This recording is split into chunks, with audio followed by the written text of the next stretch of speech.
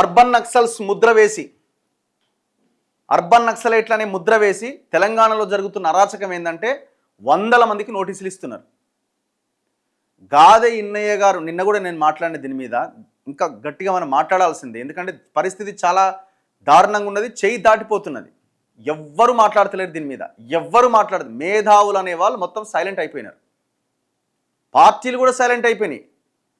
నక్సలైట్ల agenda అనే మా agenda అన్న కేసీఆర్ ఎక్కడ పోయిండు? మొన్నటిదాకా అసలు మేము ఇక ప్రజాస్వామ్యాన్ని రక్షిస్తామని భారత రాజ్యాంగాన్ని చేతులు పట్టుకొని తిరుగుతున్న రాహుల్ గాంధీ కానీ రేవంత్ రెడ్డి కానీ ఎక్కడ పోయిర్రు? మీరెవరు ఎందుకు మాట్లాడతలేరు? మీకు వ్యతిరేకంగా ఉన్న పార్టీనే కదా భారతీయ జనతా పార్టీ వ్యవహారం అంతా చేస్తున్నది. సరే, ఈ రెండు పార్టీలు వదిలేయండి. ఎవరైతే బీజేపీ అధికారంలో ఉందో వాళ్ళే అంటున్నారు కదా, మొత్తం నక్సలైట్లను మేము తుదముట్టించినాం. భారత పార్లమెంట్లో లోక్సభలో అమిత్ షా ప్రకటించిండు కదా, ఈ దేశంలో నక్సలైట్ అనే వాళ్ళు లేరు అని ప్రకటించేసినారు కదా. తెలంగాణ డీజీపీ ప్రకటించిండు, తెలంగాణ ముఖ్యమంత్రి ప్రకటించిండు, ఛత్తీస్గఢ్ ముఖ్యమంత్రి ప్రకటించిండు, అక్కడ ఉన్న డిప్యూటీ సీఎం ప్రకటించిండు. అన్ని రాష్ట్రాలు ప్రకటించిన ఇక మావోయిస్టులు లేరని. మరి మావోయిస్టులే లేనప్పుడు మరి మావోయిస్టులతో సంబంధాలు ఎక్కడివి? మావోయిస్టులతో చర్చలు ఎక్కడివి? మావోయిస్టులతో మాట్లాడేది ఎక్కడిది? మళ్ళీ ఇంకా నోటీసుల మీద నోటీసులు ఎందుకు ఇస్తున్నారు? ఇంకా గాదె ఎన్నయ్య గారిని ఎందుకు ఇంకా ఎన్ని రోజులు జైల్లో పెడతారు? ఎందుకంత హింసిస్తున్నారు? చివరికి ఆయన మీద పెట్టిన హింస హింస హింస హింస వల్ల హెల్త్ బాగాలేక చివరికి ఆయన స్పైన్కి గతంలోనే సర్జరీ జరిగితే మళ్ళీ ఆపరేషన్ చేయాల్సిన పరిస్థితి వస్తున్నది. ఇప్పుడు ఎంతకాలం వేధిస్తారండి? ఏం రాజ్యాంగానికి అతీతంగా లేకపోతే ఇంకేదో సంస్థలా ఇవన్నీ? చాలామంది అంటున్నారు ఎన్ఐఏ అమ్మో అది పెద్ద ఇది. అరే ఎన్ఐఏ అయినా ఏదైనా ఇంకే సంస్థ అయినా రాజ్యాంగానికి లోబడే పని చేయాలి కదా. ఇది ఈ దేశంలో పౌరుల కంటే ప్రజల కంటే ఇంకా గొప్పది ఏమున్నది? ప్రజలే కదా నిర్ణేతలు, ప్రజలే కదా నిర్ణయాలు తీసుకోవాల్సింది. ఏదైనా భారత రాజ్యాంగం ప్రకారం పార్లమెంట్లో చట్టాలు చేయడం ద్వారానే ఏర్పడ్డ సంస్థలే కదా ఇవన్నీ. ఎందుకంత ఈ మేధావులు కనీసం ఒక రౌండ్ టేబుల్ సమావేశం పెట్టలేకపోతున్నాం? కనీసం ఒక రౌండ్ టేబుల్ ఆ కుటుంబం అడుగుతున్నది ఎవరన్నారు? ఓ రౌండ్ టేబుల్ సమావేశం పెడతామని ఎదురు చూస్తున్నది ఆ కుటుంబం. ఒక్క మీటింగ్ పెట్టలేకపోతున్నాం మనం. షేమ్ కదా ఇది. ఇంత చైతన్యం అంటే ఎక్కడి చైతన్యం? మళ్ళీ మనం ప్రజల దగ్గర నుంచి చైతన్యం ఎక్స్పెక్ట్ చేస్తున్నాం. మనము ప్రజల దగ్గర నుంచి చైతన్యాన్ని ఎక్స్పెక్ట్ చేస్తున్నాం.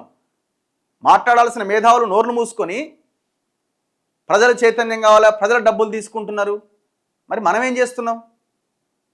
ఒకవేళ నువ్వు మాట్లాడితేనే నువ్వు అరెస్ట్ అయినావని అనుకుంటే, ఒకవేళ నేను మాట్లాడితేనే నన్ను అరెస్ట్ చేస్తారని అనుకుంటే అరెస్ట్ అవుదాం.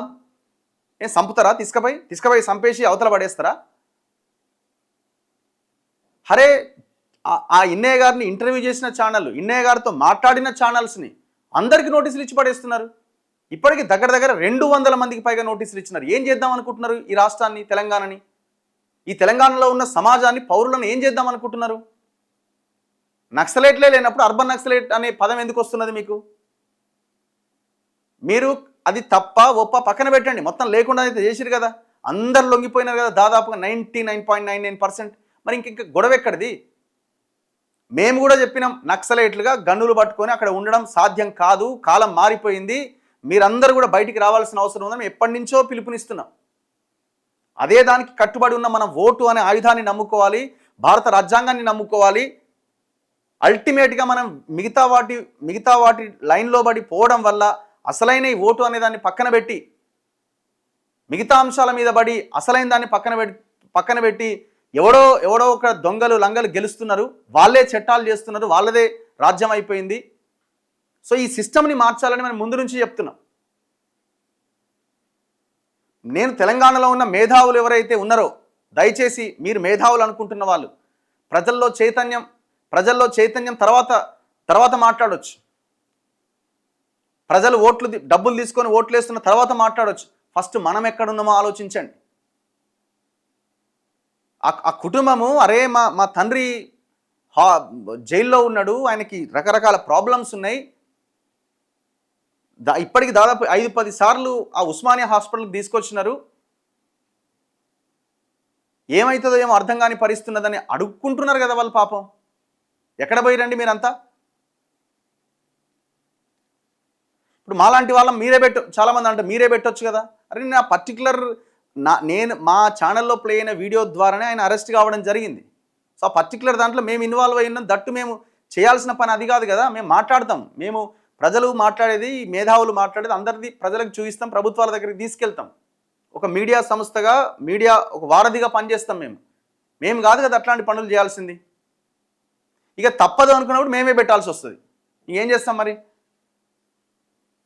ఇప్పుడు ఆయన అరెస్ట్ ఒకవైపు అయితే ఎంతమందికి నోటీసులు ఇస్తారండి? ఎంతమందికి నోటీసులు ఇస్తారు? కనీసం ఆ నోటీసుల మీదనన్నా పెట్టండి కదా. చూడండి ఒక్కసారి, అర్బన్ నక్సల్స్ ముద్ర వేసి రాష్ట్రంలోని పలువురు కవులు, కళాకారులు, మేధావులకు జాతీయ దర్యాప్తు సంస్థ నోటీసులు.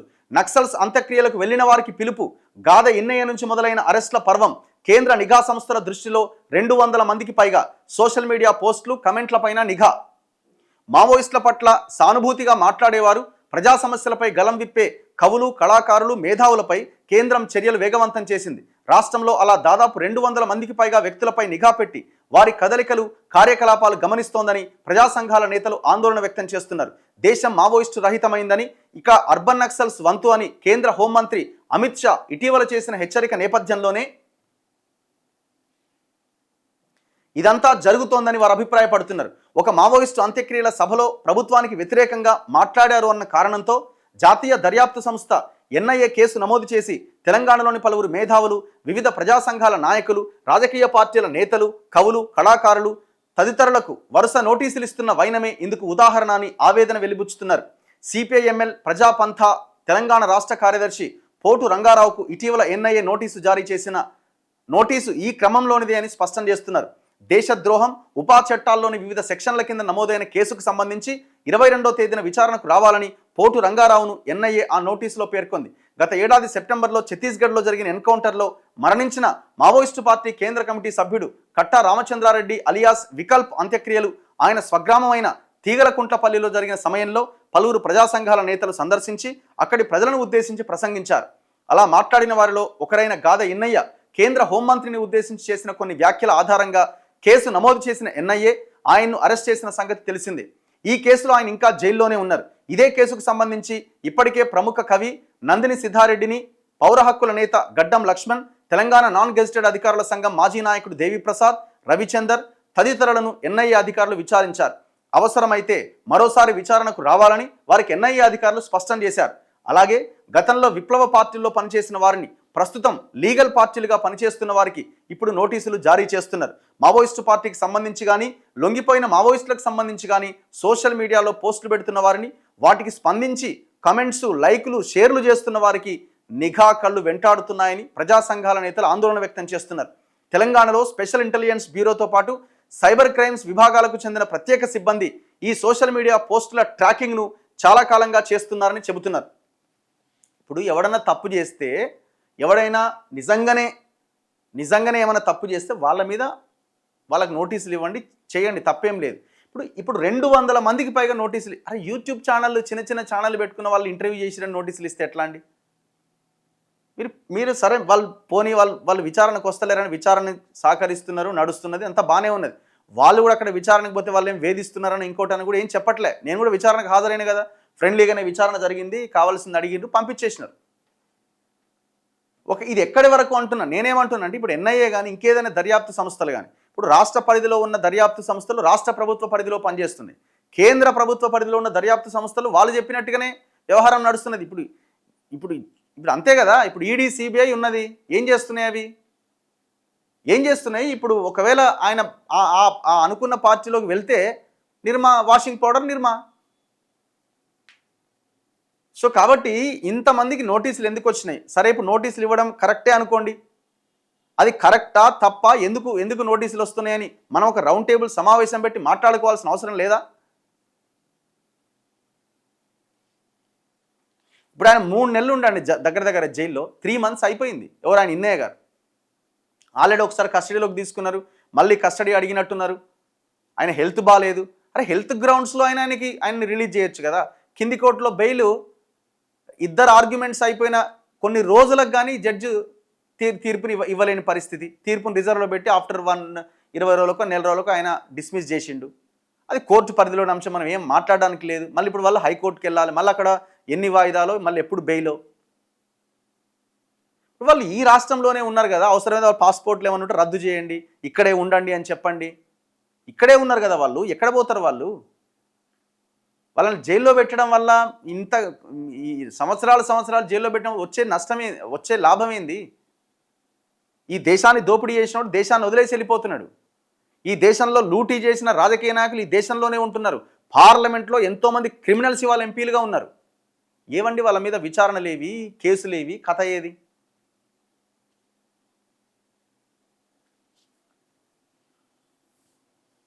ఎంత ఘోరం అసలు, ఎంత ఎంత అన్యాయం ఇది! ఏమొస్తుంది ఇంత భయంకరమైన రాక్షసానందంతో? ఏమొస్తుంది మీకు? అధికారం వస్తుందా తెలంగాణలో? అధికారం వస్తుంది అనుకుంటున్నారా? పార్లమెంట్ సాక్షిగా గద్దర్ను అవమానించినప్పుడే అయిపోయింది మీ పని.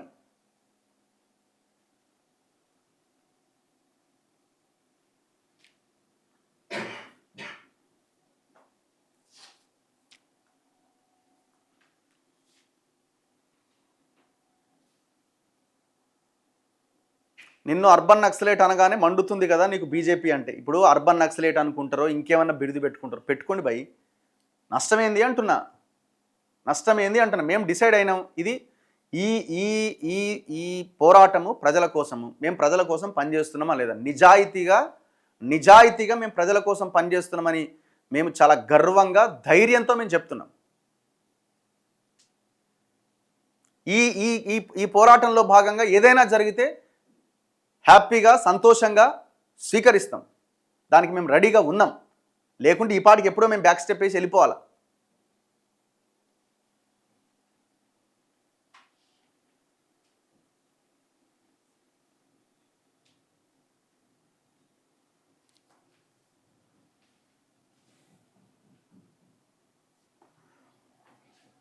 ఇప్పుడు బీజేపీకి మీరు వ్యతిరేకం.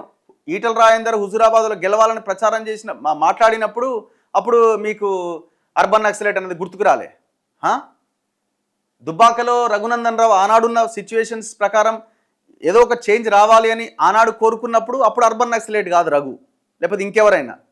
అరే గాదయ్యనే లాంటి వాళ్ళు కూడా ఆయన ఐడియాలజీ కాదు, కథ కాదు, ఆడ హుజూరాబాద్లో ఈటల రాజేందర్ గెలవడానికి వాళ్ళు ప్రయత్నం చేసినారు. This is fact. ఇది హిస్టరీ కదా, చరిత్ర కదా. ఈటల రాజేందర్ని అడిగితే కూడా చెప్తాడు కదా. మీకు అప్పుడు గుర్తుకు రాలే?